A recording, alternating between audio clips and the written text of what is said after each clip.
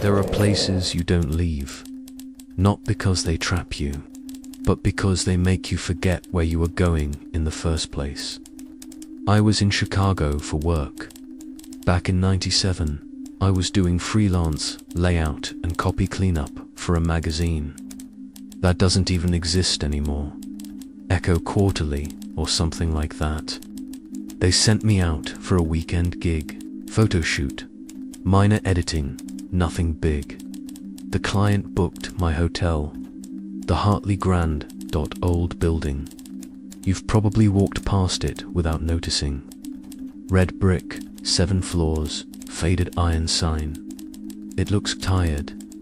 The kind of place your grandparents might have honeymooned before a war. When I walked in, the lobby smelled like cigarette smoke and static electricity. The receptionist didn't ask for ID. She just handed me a brass key, attached to a black tag, room 213. That's all it said. No smile, no explanation. I should have asked right there. Should have said, "Hey, where's the elevator?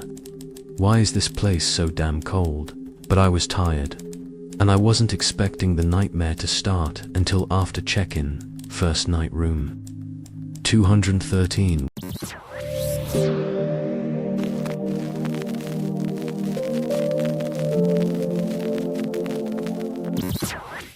There were 211 and 215, sure, but where 213 should have been, there was a dead-end hallway, concrete, no door, no lights. I went back to the lobby. The same woman was there. I told her I couldn't find my room. She stared at me. "Blank, just go back up," she said. "It's there now." I swear she never blinked, and she was right. When I returned to the second floor, 213 was there. Same hallway, same corner, but the concrete wall was gone. In its place, a dark wooden door, heavy brass knob, no PEEPHOL inside. The room was ... empty ... no bed, no lamp, just a desk, a single chair, and a framed mirror. I turned around to leave. The hallway was gone. Gone. The door opened to a wall of black. Not darkness, but void. No air, no light. Just something that wasn't hallway anymore. I slammed the door shut, and then I saw it. In the mirror. Not my reflection, but a man. Sitting at the desk, he was wearing my clothes. Same jacket, same posture. But he wasn't me. He was smiling. I backed into the corner, breathing hard. I blinked when I opened my eyes. I was alone again. The desk was in a different place. The mirror was cracked. I could see my reflection now, but it looked wrong, like I'd been awake too long. Like I'd aged 5 years in the last 30 seconds. I don't know how long. I was in that room. Time doesn't move normally in places that aren't real. Eventually, the door worked again. When I stepped out, the hallway looked the same, but all the room numbers had changed. Nu Descents, Ionze 215, just 201. Then 2 to 1, and when I got to the lobby, the receptionist was gone. The room was empty. No guests. No staff, just a radio playing a jazz song that I swear was recorded after I was born.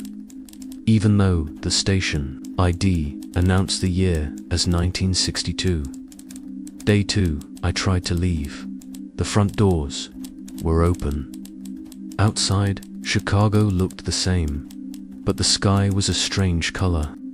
A flat, yellow-gray, like tea mixed with ash. The cars were older. People wore hats. And the paperboy said the Cubs had won the pennant, which didn't happen in 1997. I went back inside. The lobby had changed. There was carpet now. The radio was gone. The elevator smelled like bleach and soil. I pressed the button for the second floor, but when the doors opened, I was in room 213 again. I stopped sleeping after that dot. Every time I blinked, something shifted. My watch ran backward. My shoelaces tied themselves. The mirror whispered words I didn't understand. One night, I found a note in the desk drawer. "You've checked in 3 times already.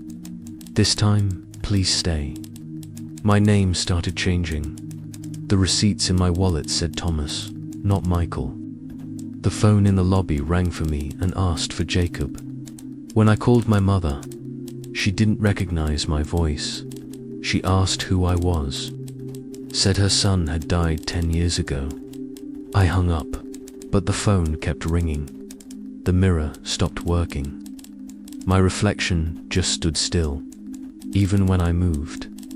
One night, he raised his hand and beckoned. That was when I noticed the desk chair was no longer empty.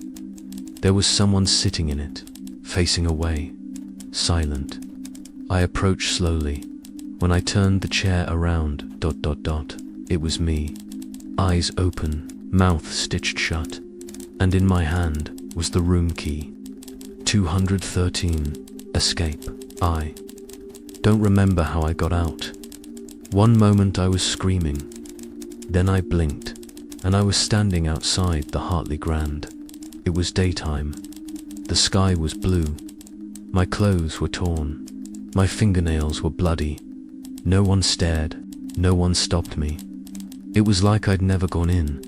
When I checked the city records, the Hartley Grand closed in 1907 for it burned. Room 213 was the source. There was no second floor. There were no survivors.